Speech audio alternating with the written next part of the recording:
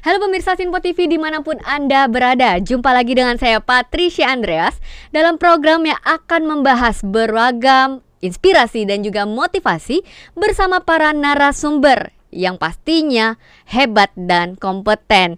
Inilah Inspiracast, inspirasi tanpa batas.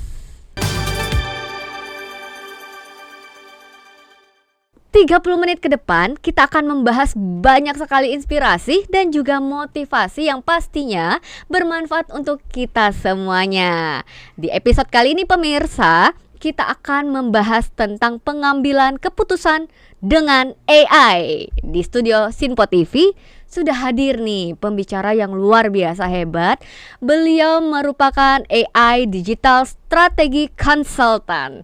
Langsung saja, inilah dia Coach D Ferdinand. Hai Coach D. Halo Patrick. Apa kabar Coach? Halo teman-teman Sinpo. Sehat ya? Sehat. Sehat luar Semangat. biasa. Semangat terus ya. Ya. Coach D, kesibukannya apa ini sekarang Coach D? Boleh diceritakan? Menarik banget ya. Pastinya dengan ada AI, permintaan training tentang AI makin tinggi. Itu. Jadi kebetulan memang saya masuk AI bukan karena tahu nih bakal ada AI ya. Karena memang kerjaan saya sebenarnya di digital strategy. Dan saya bekerja sama dengan banyak digital agency. Kita memberikan arahan secara strategik. Karena biasanya digital agency itu lebih tactical. Nah, dari situ saya lihat di 2022 saya pakai AI untuk beberapa project dan ternyata hasilnya cukup positif dan kita bisa mempercepat proses yang tadinya mungkin bisa 3 hari cuma jadi 2 jam, yang tadinya 3 bulan cuma jadi 3 hari. Jadi dari situ saya melihat oh ini berarti kita ngomongin efisiensi dan produktivitas dan hasilnya pun juga bisa dipertanggungjawabkan tentunya ya karena kita punya data, kita punya informasi dan ya memang akhir-akhir ini saya banyak mentraining perusahaan-perusahaan juga perusahaan multinasional untuk tim internalnya mereka karena memang adaptasi AI boleh dibilang tidak bisa dielakkan itu Patrice. Luar biasa. Bermula di tahun berarti 2000. Saya mulai training dari komunitas kecil itu 2023 ya. Jadi di pertengahan Juli. Jadi hampir 2 tahun lah ya boleh dibilang itu. Luar biasa. Apalagi sekarang di dunia ataupun era digital, siapa sih yang nggak tahu AI?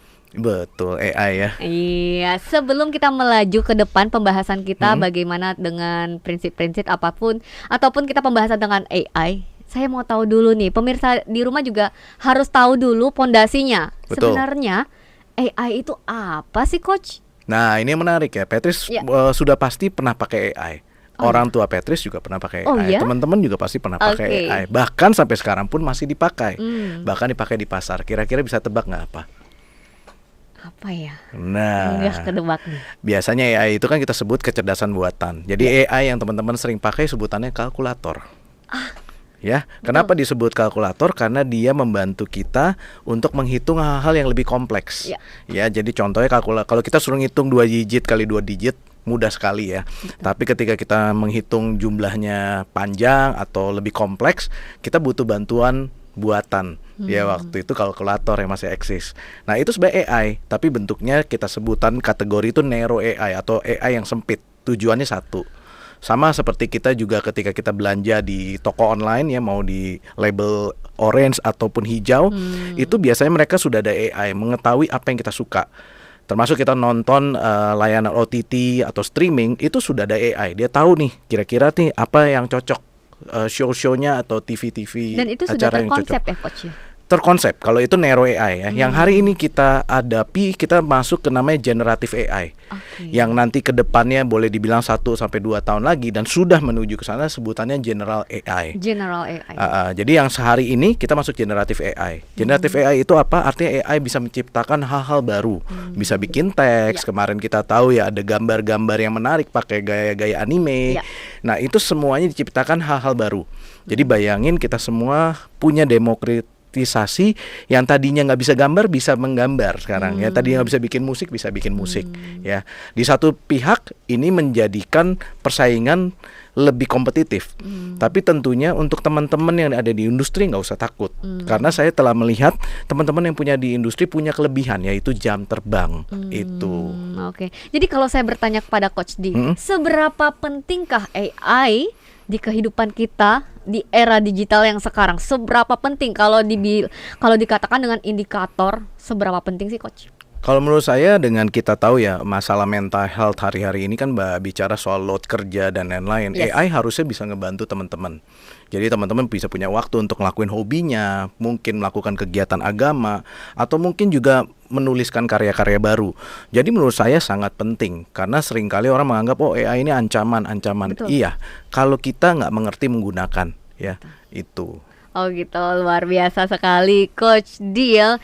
Pemaparan tentang AI itu sangat dalam sekali, dan apalagi sekarang ya pemirsa di rumah, bahwa kita tidak terlepas dengan era digital yang pastinya kita harus tumbuh dan berkembang dan harus membuka diri, open mindset bahwa AI ini sudah ada loh di tengah-tengah kita. Bahkan seperti Coach bilang dari dulu kalkulator, dan saya baru menyadari itu ternyata oke. Dari tahun 1950 loh. Saya juga baru nyadar. Kalau tahu ada film namanya Beautiful Mind, Alan Turing itu salah satu yang menciptakan algoritma untuk komputer bisa berpikir seperti kita. Itu. Oke. Kalau kita membahas AI di bidang bisnis sendiri ya, apakah AI itu sendiri bisa menjadi satu pengambil keputusan Coach dalam bisnis? Dan seperti apakah contohnya? Contoh ketika kita mungkin punya running bisnis, kita ngobrol bisnis yang sudah berjalan ya. Yang sudah berjalan artinya mereka biasanya sudah punya data, sudah punya konsumen. Nah, bagaimana kalau kita punya konsumen mungkin 10 gampang kita kenalin. Tapi ketika konsumennya jumlahnya ribuan, mereka pesan banyak tipe, gimana kita bisa memilahnya nih? Produk-produk mana yang terbaik? Caranya adalah datanya kita kumpulkan, bisa dalam bentuk Excel atau spreadsheet, yang kemudian kita masukkan ke AI dan kita minta tolong disortir berdasarkan apa? Berdasarkan jumlah produk atau kategori produk terbaik atau produk mana yang paling laku. Pakai bahasa yang sederhana aja dan kemudian kita tanyakan berapa jumlah cart-nya atau check out-nya, dan dia biasanya akan memberikan jawaban. Itu hal sederhana. Apakah data tersebut yang kita masukkan ke dalam bisnis itu bisa menjadi satu hal yang kebocoran, mungkin dampak negatif? Oke, ini yang makanya kita harus tahu namanya ada AI safety. Ada beberapa produk-produk AI yang memang harus memang kita mengerti tidak dijamin keamanannya ya. Sebenarnya secara nggak langsung sebenarnya semua privasi kita tuh sudah ada di beberapa perusahaan besar sebenarnya itu. Tapi yang pastinya kita juga harus lebih mawas karena ada banyak AI yang memang tidak fokus kepada privasi. Itu. Lalu di dalam pengambilan keputusan sendiri ya Coach ya, bahwa pengambilan keputusan itu pasti ada yang berbasis data dan juga ada yang berbasis yang intuisi. Sebenarnya berbeda. Beda banget. Intuisi biasanya dari pengalaman si pemilik bisnis. Kalau kita misalnya mungkin lihat jualan, kok kenapa ya hari ini sepi gitu ya. Mungkin dia nggak melihat ternyata di sekelilingnya, dia tidak cek pakai Google Map bahwa di sekelilingnya ada banyak kompetitor yang sejenis. Tapi ketika dia menggunakan data, dia akan temukan, oh iya ternyata kompetitor sejenis. Mereka jualan apa ya? Jadi kalau dia harus mencari satu-satu itu sangat mustahil. Jadi biasanya kita bisa menggunakan salah satu produk AI. Saya nggak akan sebutin dulu namanya ya di sini karena secara garis besar biar tahu idenya. Yang punya akses ke semua data di Google Map ya. Jadi kita tahulah yang mana. Nah di situ kita bisa minta bisnis mana yang sejenis yang ada di daerah kita. Misalnya kita di Jakarta Barat, atau misalnya kita ada di daerah Tanjung Duren atau di daerah Kemang, itu kita bisa tahu. Bisa kedetek dengan luar biasa. Dan kita nggak perlu lagi datengin satu-satu. Zaman dulu kita satu-satu ya, datang kita cobain, cicipi. Kita nggak usah. Kita bisa lihat mana menu terbaiknya, jamnya paling rame jam berapa. Itu semua bisa. Itu karena kita berdasarkan data, bukan intuisi. Oke. Jadi ada data yang bisa kita hitung mungkin. Betul. Dan juga punya database-nya sendiri pasti, dan ya open terhubung open for public. Yes. Itu. Dan lagi-lagi kata Coach bahwa adanya safety itu pasti ya, jadi nggak perlu khawatir ya data untuk. Iya, karena semua orang bisa melakukan itu. Tinggal kita punya nggak kemampuan itu untuk kita bisa mencari data tersebut. Iya betul. Nah itu dia. Yang paling penting nih Coach, bagaimana menumbuhkan rasa untuk itu tadi, bahwa kita harus menumbuhkan AI ini sekarang adalah suatu kebutuhan dan bahasa sekarang itu sudah wajib, lu harus tahu dah gitu tuh. Bagaimana rasa menumbuhkan itu Coach? Harus pakai dari hal-hal sederhana. Ya saya sebagai orang tua juga saya pakai untuk bagaimana membuat latihan soal. Hal-hal sederhana ya. Jadi latihan soal ini sebenarnya kalau metaforanya kita bawa ke bisnis, kita ceritakan masalah di bisnis kita. Dan itu akan bisa membuat teman-teman juga tahu, oh masalah bisnis apa, lihat pandangan dari AI. Itu bisa sangat berguna. Oke, jadi nggak hanya cuman bisnis, lalu juga ke kalangan keluarga, AI juga sangat bisa memberikan apa ya, tadi katanya kita membahas bahwa pengambilan keputusan juga mungkin ada pengalaman di keluarga. Coach, Banyak dengan sekali. pengambilan keputusan AI sendiri, Coach bisa berbagi dengan pemirsa yang di rumah. Iya, jadi kalau kita pengambilan keputusan hal sederhana ya, misal kita mau tahu daerah mana, kita kemarin mau road trip, kita mau Oke. melakukan road trip di liburan anak sebelumnya, dan kami perlu tahu jalur mana yang terbaik. Jadi kami menggunakan salah satu AI memberikan 3 rute, Wow. sehingga jalannya ketahuan mana yang lebih efektif, kita berhenti di mana aja, dan ada tempat-tempat apa yang cocok untuk kita kunjungi. Dan itu di situ akan tahu apakah tempat ini buka jam berapa, dan timingnya juga dikasih. Jadi kalau kita tahu cara menginstruksikan atau kita sebutnya ngeprom, ya itu kita bisa dengan baik, kita bisa menemukan sebuah proses yang menarik gitu. Yang tadinya harus manual, bayangin tadinya saya harus sendiri riset sendiri, sekarang minta AI aja itu. Iya, betul. Jadi sangat-sangat dimudahkan Sangat itu. gampang dan mudah, tergantung pribadi lagi mau menggunakan atau Ya, enggak ya, Coach ya. Betul. Kita harus kepo sih, dan Iya. banyak mau ngulik. Kalau saya selalu bilang harus penasaran gitu. Iya, harus penasaran dan harus mau mengetahui nih. Jiwa keponya harus tinggi berarti ya, Coach. Iya, kalau saya kan memang nggak suka buang waktu. Jadi bukan nggak suka buang waktu, saya pengen buang waktu dengan hal-hal yang lebih meaningful Positif, lah ya, dengan keluarga, dengan kita punya waktu sama orang tua, dengan saya melakukan proyek-proyek saya yang lebih menarik gitu. Jadi saya merasa bahwa AI ini sangat membantu. Karena dulunya saya harus bisa minta tolong gitu sama orang. Tapi kan atau saya kerjain sendiri kalau kurang puas ya gitu. Jadi Oke. makan waktu juga. Pertanyaan saya, Coach, apakah dengan AI ini membuat personal ataupun orang yang ada di sekitar AI ini menjadi malas? Tapi jangan dijawab dulu, Coach, Oke. ya. Karena kan ya AI semua menggampangkan, ya kan? Betul. Apakah menjadi sosok yang malas? Tapi nanti dijawabnya. Kita harus rehat sejenak, Coach. Untuk itu pemirsa Sinpo TV dimanapun Anda berada, tetaplah bersama kami di Inspirakes, inspirasi tanpa batas.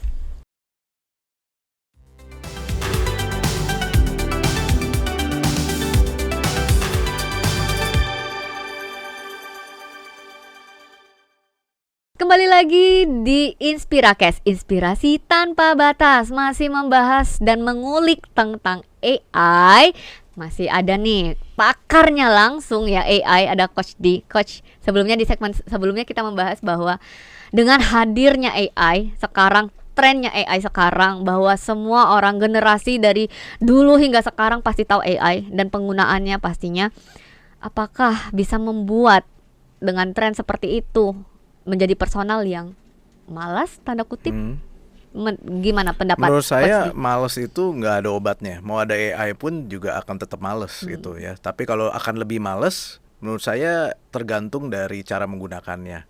Kalau dia memang males tapi dia bisa menghasilkan output yang sama, menurut saya nggak Why males. not ya? Iya, berarti dia smart ya. Cuman Oke. memang waktu itu belum ada toolsnya itu. Sekarang dengan adanya AI ini, gambarannya ada toolsnya ya, seperti Ada Coach ya? caranya, Ada iya. caranya. Jadi misalnya kita harus membuat artikel atau bikin konten sosmed. Ya. Tadinya kita harus manual, nggak punya waktu. Ya. Bukan berarti males kan, tapi memang mungkin nggak punya waktu. Ya. Nah sekarang kita bisa buat dengan sederhana dan kemudian minta AI bantuin. Bikin dari narasinya, dari pilar kontennya, kemudian kita minta konten-konten ini berbicara kepada audiens, itu bisa disusun. Bahkan skrip video 15 detik, 30 detik, 60 detik itu bisa diciptakan.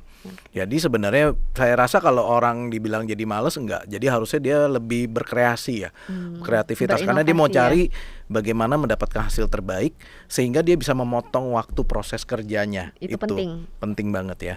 Oke, sebelum kita melaju ke bisnis kembali ya, menarik sekali bahwa penerapan atas AI di keluarga pun pasti penting ya peranannya ya. Termasuk mungkin di sini pemirsa yang ada di rumah, termasuk menjadi POV sebagai orang tua ataupun POV sebagai siswa, pelajar, mahasiswa dan lain sebagainya yang sekarang kebutuhannya butuh sekali yang namanya AI. Dan apakah AI ini bisa menjadi keputusan yang buruk atau berdampak negatif bagi penggunanya, Coach? Betul, banyak sekali memang keputusan buruk, bahkan sampai menghabiskan nyawanya sendiri ya. Oke. Itu di luar negeri. Di Indonesia saya lihat mungkin kita belum punya datanya, tapi saya sudah melihat ada beberapa orang yang mengambil keputusan buruk. Oh ya. Jadi kenapa itu bisa terjadi? Karena AI sendiri sebenarnya memberikan alternatif. Jawaban dia itu bentuknya lebih kebanyakan prediksi, dan seringkali mereka juga mungkin mengambil dari training kan, jadi training kan dari bahasa manusia, dari sebuah pendidikan atau sebuah literatur. Nah, dia bisa memberikan juga hal yang negatif sebenarnya. Nah, itu pentingnya kita tahu membedakan dan kita tahu menyikapi. Itu seringkali orang bahkan kalau mau tahu bahwa top 5-nya penggunaan AI itu untuk companionship. Companionship itu artinya nemenin ngobrol atau teman curhat. Iya. Bahkan ada yang jatuh cinta sama companionship-nya ya di luar negeri. Bahkan ada yang sampai pingin jadi abadi, jadi menghabiskan dirinya. Jadi agak tragis ya. Jadi itu menurut saya yang paling fatal karena ujungnya harusnya tidak boleh begitu. Dan itu pun memang sudah regulasi, jadi sudah diperbaiki oleh banyak perusahaan AI untuk menjadi satu keputusan tidak melibatkan hasil itu. Tapi bukan berarti dia nggak bisa keluar, tapi perlu lebih sulit lah untuk mengeluarkan hasil itu.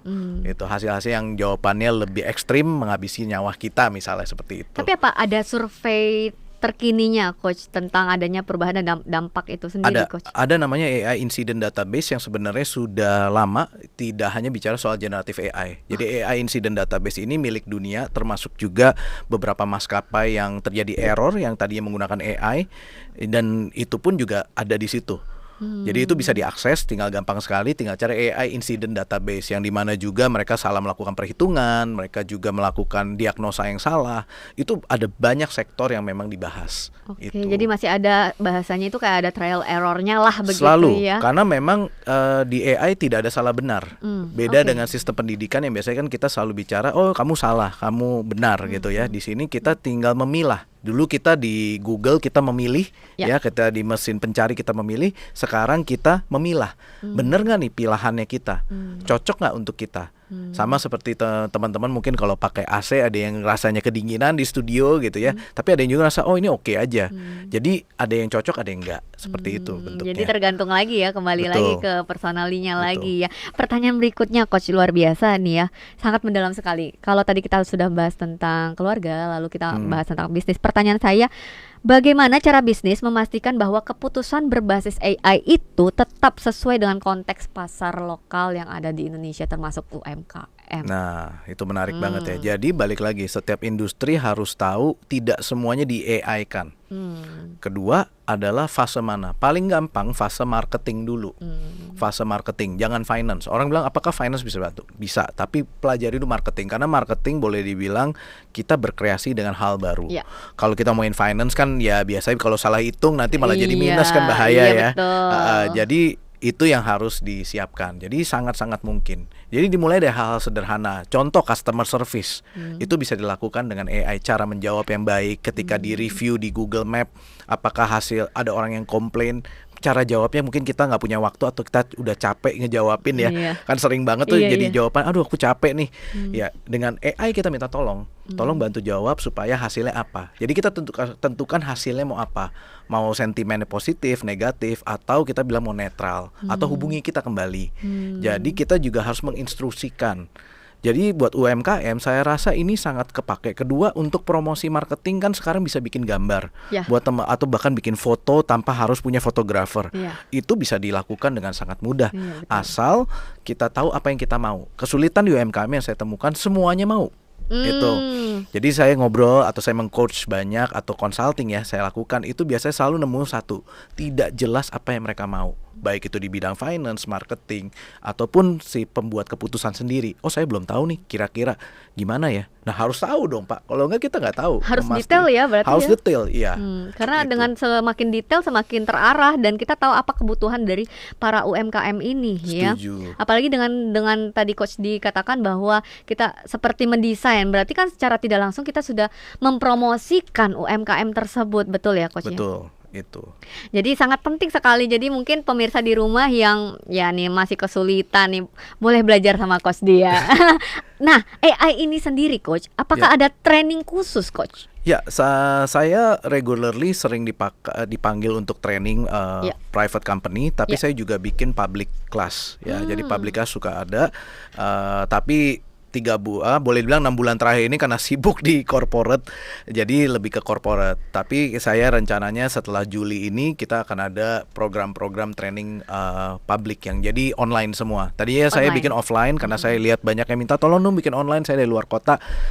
Saya pantengin aja dulu IG saya gitu ya. Di mana tuh IG-nya? @dferdinand. Ya, jadi nanti bisa lihat program-program apa. Dan juga ada beberapa good news, ada beberapa perusahaan yang membuka untuk publik juga. Jadi saya diundang sebagai pembicara dan boleh datang.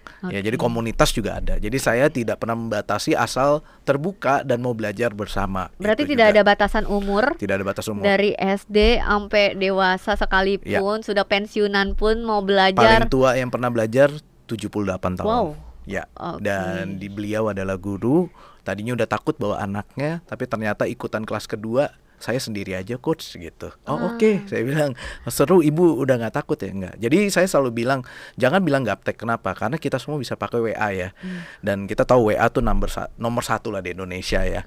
Nah, menarik kalau teman-teman bisa pakai WA, pakai teknologi generatif AI, itu semudah pakai WA.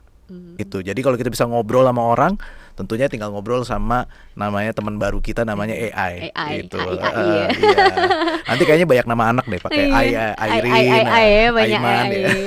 Karena ini generasi sekarang Betul, kan ya. ya. Oke, coach, bolehlah di-spill sedikit ya. Kalau tadi coach sudah katakan bahwa ada trainingnya, apa sih yang dipelajarin di trainingnya itu? Salah satu atau salah dua lah. Boleh. Oke, di trainingnya saya ngasih tahu fundamental pendekatan AI. Apa yang berubah sejak kita mengenal dulu mesin pencari seperti Google ya, atau Yahoo, juga udah gak ada Yahoo nih sekarang. Tapi cara pendekatannya, karena sebenarnya kita perlu menulis instruksi yang cukup lengkap, strukturnya saya ajarin. Sehingga kita nggak ngafal, karena seringkali kita kalau ngafal lupa situasinya, terjebak dengan kekakuan ya, dan harus, padahal kita punya hidup, punya banyak masalah yang perlu diselesaikan kan fasenya gitu. Dan lucunya ada beberapa bahkan saya diundang pertama kali training AI itu di komunitas single. Jadi untuk mencari jodoh, jadi mereka perlu ide-ide gimana untuk mereka weekend yang single bisa lebih produktif, atau mereka buka omongan untuk diskusi yang menarik, yang sehat ya. Dan itu menggunakan AI. Itu awalnya loh saya mulai. Jadi menurut saya sangat-sangat kepakai. Jadi struktur itu saya pakai untuk semua lini, dan dasarnya itu seperti kita bermain sebuah sport ya. Itu dasarnya harus bagus dulu. Kalau nggak dasarnya bagus, mau bikin gambar susah, mau bikin video susah, kita ngelihat sebuah ide dan kita mau terjemahkan akan sulit, susah. ya. Jadi sebenarnya kita juga belajar komunikasi sama diri kita. Itu. Jadi di luar yang teman-teman lihat, komunikasi sama diri kita jauh lebih penting, sehingga kita tahu apa yang kita mau dan kita bisa meminta instruksi itu AI yang kerjakan. Itu. Saya tertarik ini seperti ini. Boleh ada slot khusus kayaknya nih. Boleh dong. Ya, teman-teman IPSA boleh banget. Siap. Coach D, seperti biasa di Inspirakes selalu memberikan tips-tips yang pastinya bermanfaat ya Coach ya, untuk pemirsa yang sudah dari tadi pantengin Inspirakes, mendengarkan bagaimana pencerahannya dari Coach D tentang AI. Boleh dong di-share 3 tips ya Coach D untuk pemirsa yang ada di rumah. Tips yang pertama Coach. Oke, mulai dari pengen tahu hal-hal sederhana. Jadi tanya aja, kasih tahu, halo saya siapa namanya, kemudian kasih tahu pekerjaan kita atau kegiatan kita atau aktivitas yang kita lagi serunya, dan tanya, kamu AI bisa bantu saya apa? Seperti itu. Sampai detail ya? Sampai detail lebih baik, tapi hal-hal sederhana dulu. Jadi nggak terlalu susah. Jadi misalnya tanya, aduh saya ada masalah nih, kira-kira kamu bisa bantu kasih saya pandangan apa? Gitu. Ada nggak solusinya? Problem dan solusinya. Tips yang kedua, Coach. Nah, pastinya kalau buat teman-teman UMKM, jangan lupa bisa pakai data yang ada sudah tersedia di beberapa contoh di Google Map. Itu bisa kita minta lewat AI-nya Google, namanya Gemini, untuk misalnya kita mau tahu tadi yang saya bilang, bahwa mau tahu misalnya pesaing kita seperti apa, atau misalnya yang mirip-mirip bisnisnya kayak kita seperti apa. Data itu bisa dicari. Jadi data lokal ya, bukan datanya di luar negeri gitu. Nah, kedua, kita ada namanya riset yang sederhana.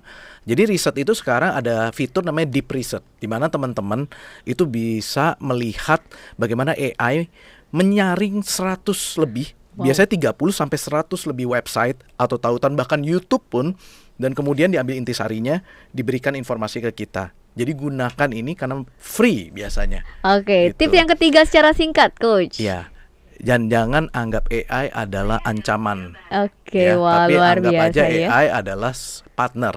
Bagaimana partner kita untuk berkreasi, untuk memecahkan masalah. Bahkan untuk kita cari tahu hal-hal yang kita nggak tahu. Gitu. Wow, keren sekali. Secanggih dan sekeren itu AI. Coach, saya boleh dengarkan quotes of the day-nya dari Coach D untuk pemirsa yang ada di rumah. Boleh, Coach D. Oke. Untuk teman-teman, pastikan bahwa ketika pakai AI, jangan salah, jangan takut, tapi mencoba. Berani mencoba. Berani mencoba. Wow. Ya, jangan takut salah, karena nggak ada salah dan benar. Berani mencoba. Itu dulu, sederhana aja. Oke, thank you Coach thank D you. untuk segala pencerahannya ya. Siap. Langsung terbuka cakrawala mindsetnya nih tentang Waduh, pentingnya luar biasa. AI ya. Coach D nanti main-main lagi ya ke Sinpo ya. Siap, Kita akan thank you. membahas lagi AI lebih dalam lagi pastinya ya Coach Siap. D ya. Thank you, Patrice. Demikianlah Inspirakes di hari ini. Terima kasih pemirsa sudah menyaksikan Inspirakes dan selalu saksikan Inspirakes, inspirasi tanpa batas setiap hari Senin hingga hari Jumat pukul 15.00 waktu Indonesia Barat. Saya Patricia pamit undur diri. Sampai jumpa dan salam inspirasi.